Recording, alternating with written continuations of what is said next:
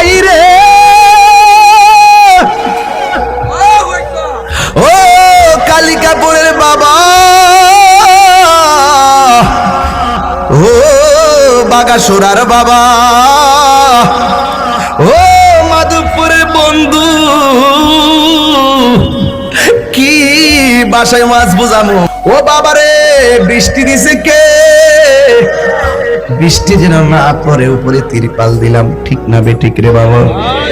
বৃষ্টি যেন না পড়ে উপরে তিরপাল দিলাম। কিন্তু বাগাসুরা গাজীপুর গুরুস্থানটাতে যাইয়া দেখো, তোমার বাবার কবরের ভিতরে পানি বইরা রইছে, হাড্ডি গুলা পানির মধ্যে ভাসতাছে রে বাবা। কেউ পরিষ্কার করার মানুষ নাই, কেউ নাই। ওই দিন আমি হাদিসে দেখলাম রে বাবা, 3 দিন পরে মানুষের নাকটা পচা যায়, 6 দিন পরে মানুষের আঙ্গুল গুলা খুইলা পইরা, আঙ্গুলের নখ গুলা খুইলা পইরা যায়, 9 দিন পরে গো মাথার চুল গুলো খুলে পড়ে যায়, 17 দিন পরে চোখটা গলে যায়, 26 দিন পরে পেটটা ফুলে যায়, এরপরে ধারাবাহিকভাবে হাড্ডি থেকে গোশত গুলা খুলে গিয়ে হাড্ডি গুলো আলগা আলগা হয়ে যায়। যখন কবরে যাওয়ার বছর 60 বছর হয়ে যায়, এত সুন্দর দেহটারে মাটি খাইয়া ফেলে, এত সুন্দর হাড্ডি গুলারে মাটি খাইয়া ফেলে, কেমনে থাকবো কবরে, কেমনে থাকবো? এই জন্য আবার আল্লাহর জিকির করো, আল্লাহর জিকির করো, নবীর দামান ধরো, আহলে বায়তের প্রেমে পাগল হয়ে যাও। ওই আসিয়া কই, ও আল্লাহ, আল্লাহ গো আল্লাহ, আমার স্বামী আমার দেহের মালিক, কিন্তু ইমানের মালিক হইলা তুমি আল্লাহ। আগুন দিয়া শরীর যদিও পুইরা যায় আমার কোনো আপত্তি নাই, কিন্তু আমারে বেঈমান মাইরা মরণ দিও না গো, বেঈমান বানায়া মরণ দিও না। বন্ধুরে, নিষ্ঠুর স্বামী হাতের মধ্যে বাইন্দা, পায়ের মধ্যে বাইন্দা, একবারে কড়াইয়ার মধ্যে তেল ভরাট করে ফালাইয়া লাকড়ি গুলা টাইনা আনতেছে, টাইনা আনার আগে, আগুন দিবার আগে মহিলাটারে নিয়ে আগুনে মহিলাটারে নিয়ে তেলের মধ্যে ফালাইছে। ওই তেলের মধ্যে পইরা মহিলাটা তেলের নিচে চলে গেছে। আঙ্গু দেশের মধ্যে এক জাতের পিঠা বানানো হয়, পিঠার নাম হলো ফুয়া পিঠা। দেখবেন কাইডা যখন তেলের মধ্যে দিয়ে তেলেরটা নিচে যায়, এরপরে ফুইলা বাইসা ওরে মিষ্টি পিঠা গুলো, ওই আসিয়াও তেলের ভিতরে চলে গেছে, বাড়ি শরীর নিয়ে তেলের ভিতরে যাইয়া ফেরাউন না, যদিও তার স্ত্রীকে ওই তেলের মধ্যে ফালাইছে, ফালাইয়া তাকায়া দেখে কি করে। এবার ফেরাউন না তাকায়া দেখতেছেন আসিয়া তেলের ভিতরে যাইয়া মুস্কি মুস্কি হাসতেছে। প্রাণ দয়াল রে, গৃহস্থেরা দলে দলে হাঁস মুরগি কতই পালে, সন্ধ্যা হলে ডাক দিয়া নে ঘরে। বুঝিনি আমার ওয়াজ, বুঝিনি আব্বা? আব্বা আমি তো তরিকতের মানুষ, তো এই জন্য বাদাম তরিকতের ভাষাই ওয়াজ করি আর কি।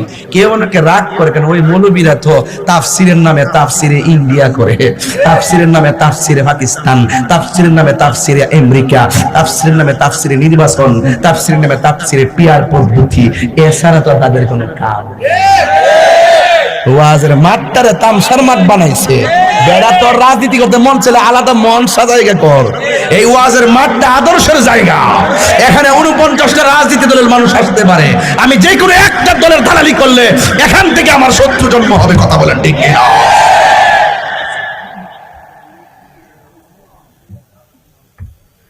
আবার আমরা হক কথা কই না, তোরা নিজের স্বার্থের লাগে না ইসলামকে ব্যবহার করস। আমরা চিনি না, আমরা দেশে বাইসাইছি। প্রাণ দয়াল রে, গৃহস্থেরা দলে দলে হাঁস মুরগি কতই পালে, সন্ধ্যা হলে ডাক দিয়া নে ঘরে। যার যত পালিত ছিল সকল রে তো ঘরে নিল, যার যত পালিত ছিল সকল রে তো ঘরে নিল। আমি একা রইলাম অন্ধকারে, প্রাণ দয়াল রে সন্ধ্যা হইল ডাকি দিলে না মুরে। শানের অর্থটা বুঝছিনি বাজান? আপনার এলাকাতে পুষ্কুনি আসেনি? বাড়ির মধ্যে হাঁসের বাচ্চা আসেনি? হাঁস যখন পুকুরে দেন, সন্ধ্যায় যখন হাঁসটা বাড়িতে আসে না রে বাবা, মালিকে হাঁস খুঁজতে পুকুরের পার যায় কি যায় নাই? সুই সুই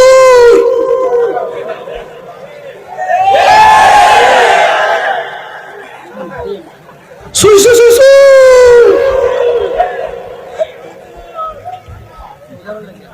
কইনি কইনি কইনি আও কইনিও।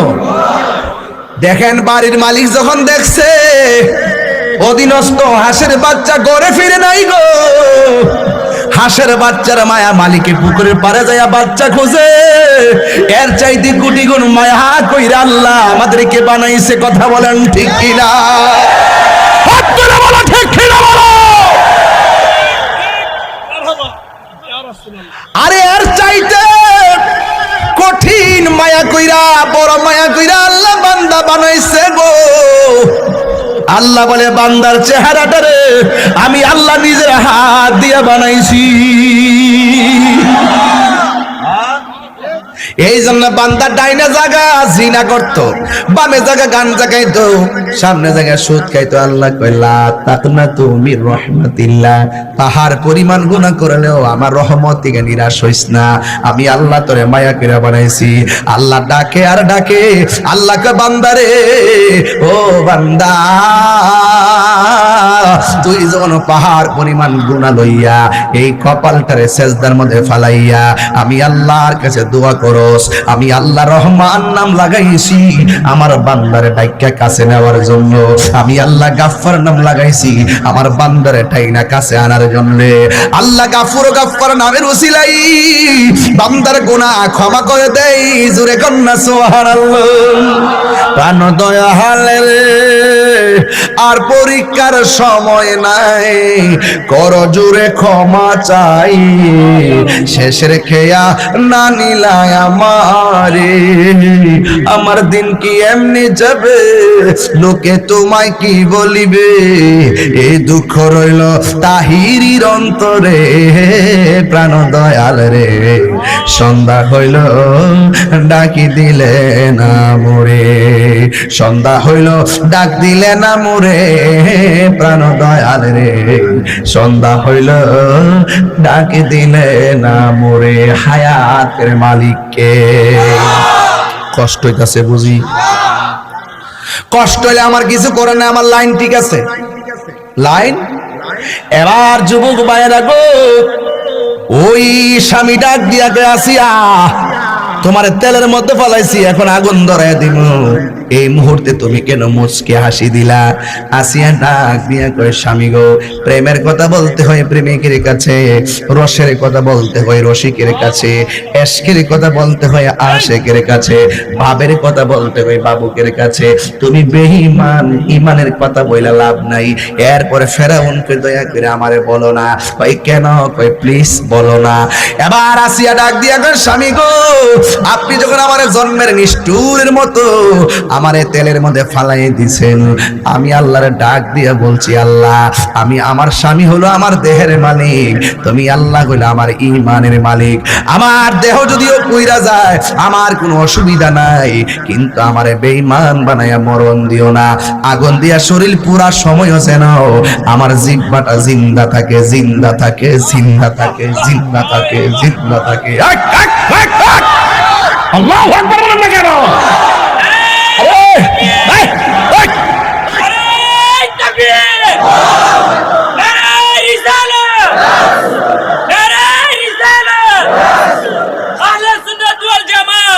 মনে হয়ে গেছে রে আয়ুব নবীর অল বডিটা পচা গেছে, আয়ুব নবীকে আল্লাহ অলবডি পচাইয়া শেষ করে ফেলাও, প্রয়োজনে হাড্ডিগুলা শেষ করে ফেলাও, কিন্তু আমার জিহ্বার মধ্যে তুমি পচন দিও না। কয় কেন?